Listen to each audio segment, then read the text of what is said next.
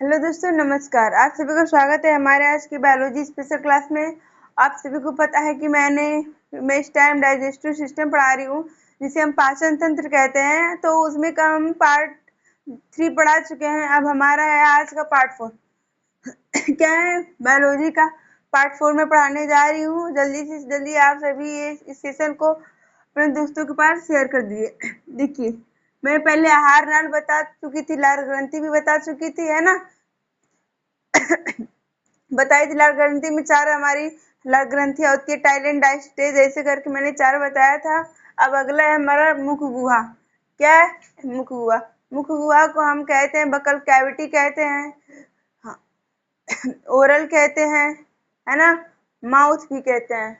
मुख गुहा को हम माउथ, बकल कैविटी और ओरल भी कहते हैं। इन सभी के नाम से हम क्या करते हैं जानते हैं। इसमें 3 जोड़ी लार ग्रंथियां होती है। किसमें? हमारे जो मुंह में 3 जोड़ी लार ग्रंथियां होती हैं। हमारे मुंह में 3 जोड़ी क्या होती है? लार ग्रंथियां होती हैं। ठीक है। देखिए, पहला होती है पेरोटिक। पहला क्या होती है? पेरोटिक्स। दूसरा होता है सबलिंगुअल, तीसरा होता है सबमेडुलर। पहला होती है पेरोटिक, दूसरा होता है सबलिंगुअल, तीसरा होता है सबमेडिबुलर। ठीक है। अब देखिए, जो हमारा ये है ना पेरोटिक, जो हमारे पेरोटिक लाल ग्रंथि है, ये हमारे क्या होती है? सांप में पाई जाती है। हमारे किस में? स्नेक में पाई जाती है। यानी देखिए, यहाँ पे मैं लिखी हूँ सांप में पाई जाती है। यानी जब कोई सांप किसी को क्या करता है? काटता है, तो उसके जो लार निकलता है, तो सांप के लार में यही जो है, यही क्या बोलते हैं, ग्रंथि, पेरोटिक ग्रंथि पाई जाती है। सांप किसमें? बोलोगे मैम, सांप के लार में। क्योंकि जब वो सांप किसी को काटता है तो वही लार उसके ब्लड में जा क्या होता है? उसके ब्लड में जाके मिल जाता है, जिससे क्या होता है, कुछ टाइम बाद इंसान की डेथ हो जाती है, उसकी बॉडी नीला, मतलब नीला हो जाती है। ठीक है। यहाँ पे मैं लिखी हूँ, मानव में प्रतिदिन 1 से 1.5 लीटर लार बनती है। ठीक है। सॉरी, क्या होती है कि देखिए, पेरोटी की सांप में जहर, मतलब सांप के जो लार में जहर वाला जहर का काम करता है। ठीक है। ले, और क्या मानव में ये जो लार है ना, वो कितना बनती है? 1 से 1.5 लीटर लार बनती है। किसमें? मनुष्य के मुंह में। ठीक है। मनुष्य के मुंह में 1 से 1.5 लीटर ये लार बनती है। अगर यही लार अगर हमारे किसी में, बोलो मैम, सर्प में बने, तो उसमें क्या होती है? जो पेरोटिक होती है, वो जहर का कार्य करती है। ठीक है। अगला सबलिंगुअल, और सॉरी, दूसरा सब, तीसरा है सब मेडुबुलर। ठीक है।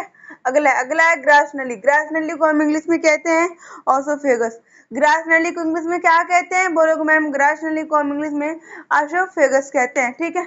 इसकी जो लंबाई होती है ना, हाँ, इसकी लंबाई 20 सेंटीमीटर।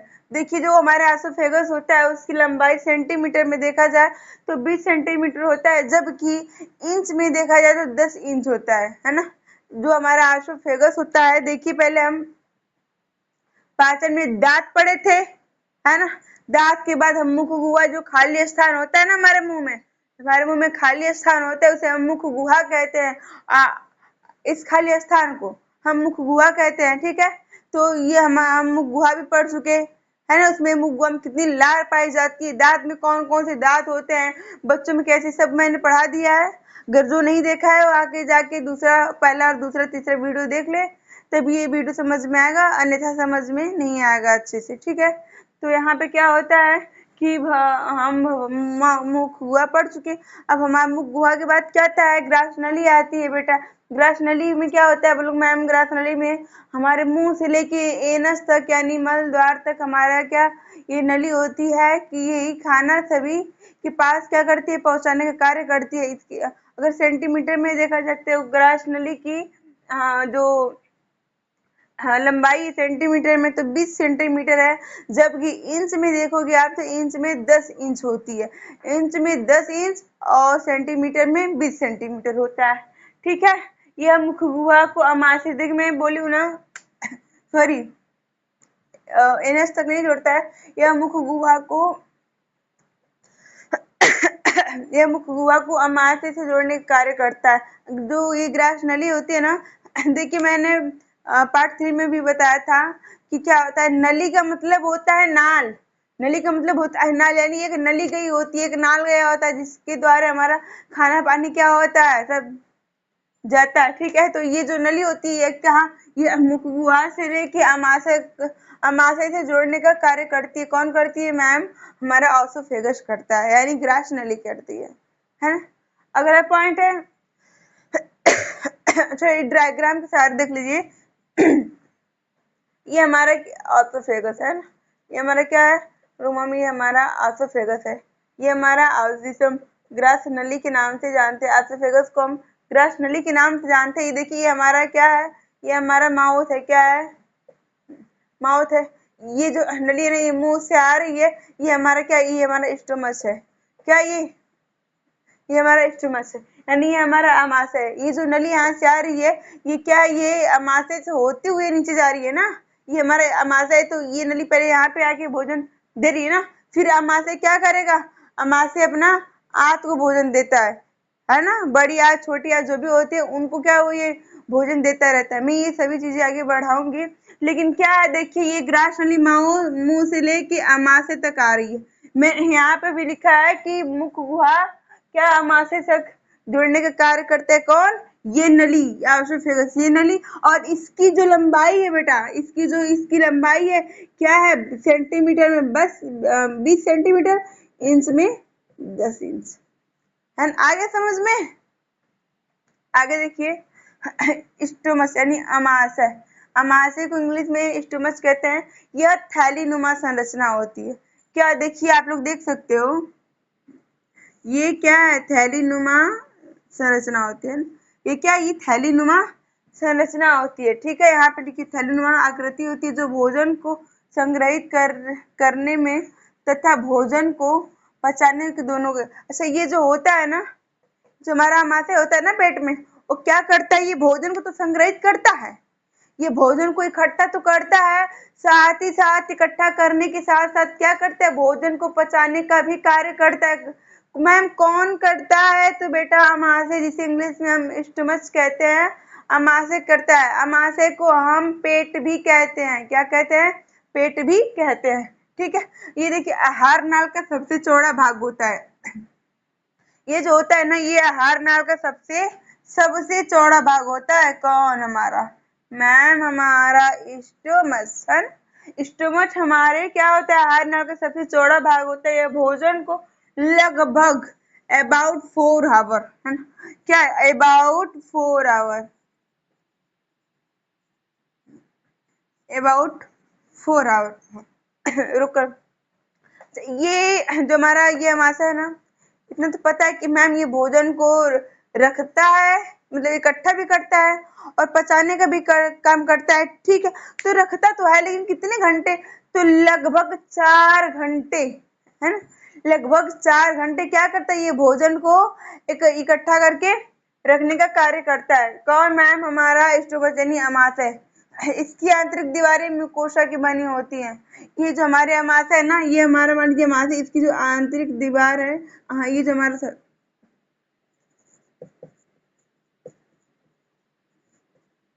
आंतरिक दीवार है, ये आंतरिक दीवार किसकी बनी है मैम? ये हमारी आंतरिक दीवार किसकी? म्यूकोसा की बनी है ना। ये हमारी आंतरिक दीवार किसकी बनी है? हमारी आंतरिक दीवार म्यूकोसा की बनी हुई है, ठीक है। देखिए स्टोमच इज 3 टाइप्स। ये जो हमारा अमाशय कितने प्रकार का होता है? 3 प्रकार का। अमाशय हमारा कितने प्रकार का होता है? 3 प्रकार का होता है। कौन कौन होता है? Cardiac, fundic, pyloric. अच्छा, ये जो होता है इसका भी एक सीरियल होता है बेटा। जो कार्डियक होता है ये हमारा अग्रभाग में होता है। कार्डियक हमारे अग्रभाग में स्थित होता है, जबकि फंडिक हमारा मध्य भाग में स्थित होता है, तथा पाइलोरिक हमारा पश्च भाग में होता है। इसको भी देख लो, ये हमारा जो है देखिए कार्डिक हमारा क्या है, अग्रभाग में, ये हमारा अग्रभाग में स्थित है, क्या? कार्डिक है ना। फंडिक हमारा मध्य भाग में, देखिए मध्य भाग में हमारा फंडिक है। पाइलोरिक हमारा थर्ड भाग में स्थित है, ठीक है। आप सभी देख सकते हो इसमें। देखो अगर ये कार्डिक का हमारे बॉडी में कार्य क्या होता है, अमाशय में हमारा बोलो मैम। अच्छा, ये कार्डियक होता तो है अमाशय में, लेकिन ये कार्य कौन सा करता है ना, तो ये इसमें से HCl निकलता है, हाइड्रो HCl का मतलब होता है हाइड्रोक्लोरिक, इसका मतलब होता है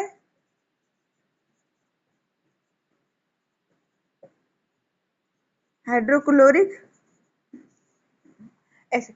HCl का मतलब होता है हाइड्रोक्लोरिक एसिड। क्या होता है HCl का मतलब? हाइड्रोक्लोरिक एसिड होता है। यह कीटाणुओं को मार देता है। यह कीटाणुओं को क्या करता है? बोलो मैम, यह कीटाणुओं को मार देता है ना। कौन कीटाणुओं को मार देता है? हमारा HCl। HCl हमारा यह कीटाणुओं को मार देता है तथा भोजन को अम्लीय बना देता है। तो HCl हाइड्रोक्लोरिक एसिड। अच्छा, आप लोग देख सकते हो यहाँ पे एसिड तो आ ही जा रहा है ना। यहाँ पे HCl मतलब हाइड्रोक्लोरिक होता है, सॉरी हाइड्रोक्लोरिक क्या हो गया? ये कीटाणुओं को क्या करता है? मार देता है। और यह भोजन को क्या करता है? अम्लीय बना देता है, खट्टा बना देता है। ठीक है, ये इसको क्या करता है? अम्लीय बना देता है। अब देखिए, जो फंडिक होता है ये क्या करता है? फंडिक हमारा मध्य भाग में पाया जाता है। ये क्या करता है? हमारे माथे में इसमें कांटेनुमा संरचना पाई जाती है। जब हम भोजन नहीं कर पाते तो यह चुभता है। ये क्या करता है? अच्छा देखिए, इसको मैं बता दूं। जैसे हमारा क्या है कि हम लोग खाना खा चुके, ठीक है, क्या हम लोग खाना खा चुके, अब तो भैया खाना खा चुके, पेट भर गया है ना। लेकिन क्या है कि थोड़ा एक घंटा दौड़ लो, आधा घंटा दौड़ लो, आधा घंटा कस की मेहनत कर लो, तो बोलते अरे बाप रे बड़ी तेज भूख लगी है। कहते हो ना भूख लगी है। तो जो ये हमारा होता है ना फंडिक, ये क्या करता है? जब भूख लगने पे खड़ा हो जाता है। ऐसे तो सोया सोया रहेगा भैया, पेट भरा तो मैं शांत हूँ।